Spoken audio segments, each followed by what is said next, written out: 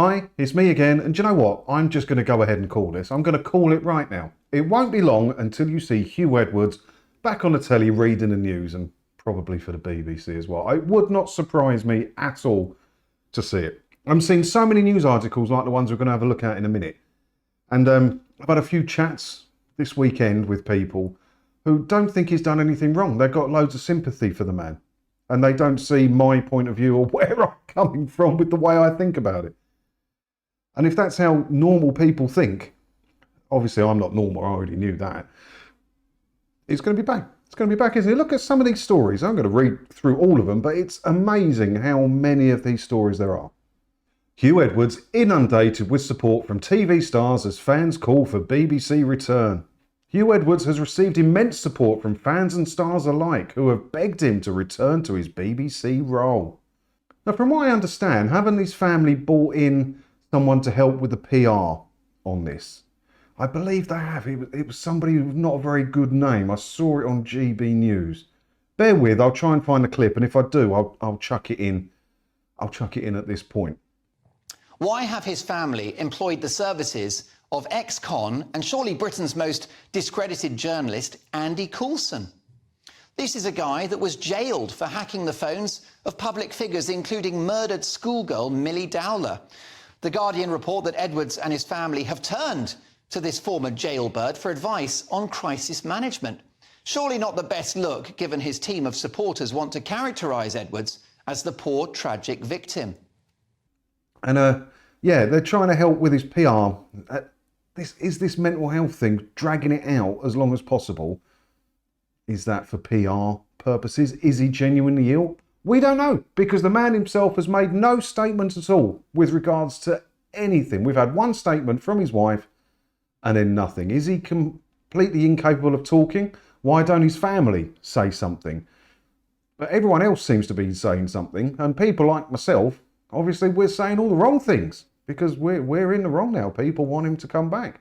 Look, according to a recent poll orchestrated by the Daily Mirror, readers were asked about the prospect of Huw's return, and 53% of people said they wanted to see the presenter back on the BBC News at 10 again. Really? I genuinely cannot believe that 53%. They obviously haven't read enough about it. They just think, you know, maybe he hasn't done a crime. No, this hasn't all finished yet. So there may be no criminal offences there. I can admit that. But if you're going to present news at 10, you've got to be cleaner than clean. And he's not morally correct anywhere in any of this, is he? From the spending 35 grand allegedly on someone's pictures, which why you don't just go on OnlyFans or just get an Instagram account, mate. Although he did have an Instagram account, because isn't he alleged to have messaged some people on Instagram? He was on TV at night telling people about the lockdown rules and what you can and can't do, and allegedly off gallivanting across London, going on dates from a dating site. Is this all down to his mental health, or is it being caught that's tipped him over the edge? We don't know, because there's no statement from him. It's messy. So even if there is no crime there, he's not morally right, is he? And it brings to mind another story. Do you remember the whole Jeremy Clarkson furore? And it says here, look, 25th March, BBC Director General Tony Hall announced that the corporation would not be renewing Clarkson's contracts. They didn't actually sack Clarkson. They haven't actually sacked Edwards. Who do you think's done a worst thing? I don't condone what either of them done. I don't condone Jeremy decking. Was it his producer? He punched a bit, did he? I can't imagine it would hurt a lot to punch off Clarkson anyway. But, you know, the principle of the matter is, you know, you use your words. Is what Clarkson did worse than what Huw Edwards did? I don't think it is, you know, because there's still more coming out about Huw Edwards, the way he's been messaging some members of staff at the BBC, allegedly, but apparently Tim Davie at the BBC, or some high up at the BBC, I think it was Tim Davie, has seen copies of the messages that were sent to this other BBC employee that were rude and whatever. We don't know the full content yet. But they have been confirmed as coming from Huw Edwards. So he's been abusing staff as well, somewhat, either through text message or whatever. Is what he's done worse or not to what Jeremy Clarkson did. The whole furore, and Clarkson was gone, never to return to the BBC, wasn't even considered to stay at the BBC. Whereas Huw Edwards he's on sabbatical at the minute, isn't he? And it goes on and on, look. Where's this one? Richard Madeley in the Express, look. I feel deeply sorry for Huw and I wish him a speedy recovery, says Richard Madeley, who goes on to say stuff of that nature. It's unbelievable. It's unbelievable. Where was the other one? There was a good one here somewhere. Where is it? Oh yeah, I found it. Channel 4 news presenter Christian Guru Murphy also tweeted about it. I don't know about you, but if there is no serious criminality, abuse of power or corruption, the private lives of public figures are of no concern to me.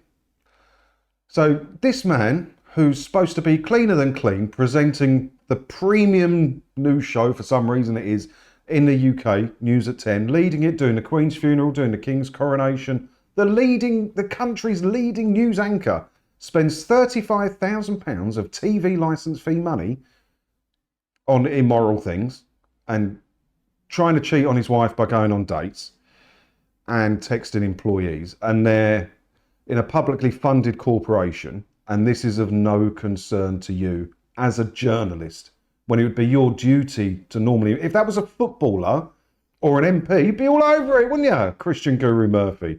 But because he's one of your own, it's all right, because I've got to let that go in case they dig some stuff up on me. I don't know. I'm not accusing Christian Guru Murphy of anything, obviously.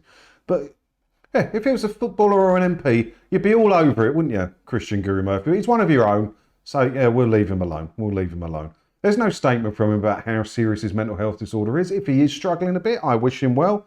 I think many of us have gone through some issues like that, but I don't think he was having too many issues like that when he was texting a crack addict or going on the dating site to try and cross London during lockdown to get his stuff sorted out. Yeah, I don't think he would have been struggling to, but then I don't know. Maybe in the fullness of time, we will find out the full situation. But the public opinion's turning.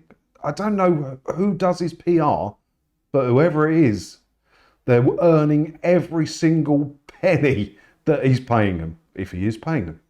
How has he employed the PR people anyway? If he's I don't know. All I'm saying is here, don't be surprised when he's back on the BBC. Don't be surprised about it. This one seems like it's just going to get swept away and he's going to come out of it the hero. He's battled mental health and won. It sent him crazy, doing all these crazy things. And he won and he's back. And he might even get a book deal out of it. Crazy world we live in, right? Crazy, crazy world. What do you think about all this? Do you think I'm right? Do you think he'll be back? Or do you think that is it for him? Let me know in the comments below. As always, thanks for watching. And I'll hit the buttons as well. Subscribe button, like button, whatever. If you haven't hit them, do feel free. No pressure. And I'll see you in the next one, whenever that will be. Ta-da.